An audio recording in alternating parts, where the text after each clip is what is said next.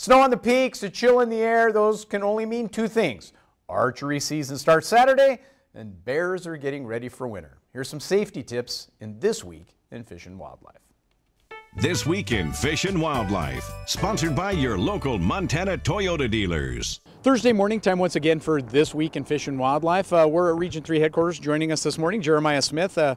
It's that time of year, snow in the mountains, the bears are starting to move. Some things we need to think about to keep them out of our property. Yeah, there's a lot of things to think about. I mean, the easy answer is if you don't want bears on your property, you need to make sure all your attractants are stored properly, and that's including garbage.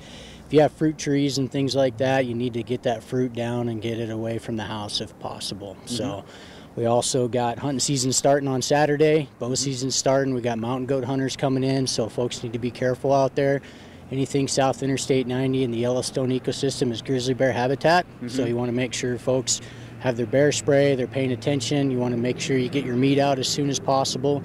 Do all the things that are important. It's something folks need to realize is everything we do as hunters is opposite of what we're supposed to be doing in grizzly bear country. So we have a lot of information available on our website. You can dang sure call us anytime if you got any questions, but you know, just be prepared, be careful, hunt with a partner, make sure you get your stuff out as soon as possible and enjoy the time.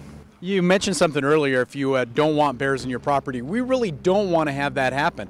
That's almost never a good thing for the bear, is it? If they become part of our cityscape here, almost always ends badly for the bears. It does, and I think folks need to understand that, you know, our human population's grown and our bear population's grown, so we got a lot more bears than people. That interface is happening more often, so if you're going to live here, you need to do things right, and that includes taking care of your attractants. And if we have to come and deal with the bear, we try to do everything we can to try to keep the bear on the landscape and keep people safe, but human safety is our #1 priority. And so if we have to remove a bear, it's typically because of some type of garbage attractant. So if folks can just, you know, really do the right thing, and that's including bird feeders. I know it's fun to feed birds, but you know, you live in Montana and we got deer and elk and birds and everything wandering through town, and you need to make sure you keep those attractants clean. If you do that, it's better for the bears and better for the people. You mentioned bear spray. It's one of those things.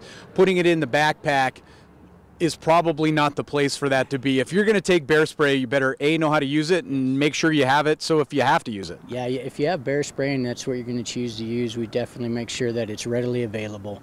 And there's a number of ways to do that. You know, there's holsters for it, you can have it in your pocket, but the one thing you want to make sure is that you have the can with you, that it's not expired. That makes a big difference. And also make sure you understand how the can works. Make sure you know what the efficient range is, make sure you know what the safety is, and understand how it works, and make sure that the can's operable, because the last thing you want is a can that's not working if you do have an encounter.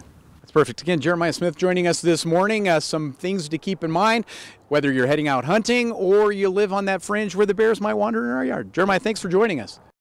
This Week in Fish and Wildlife was brought to you by Toyota. Let's go places.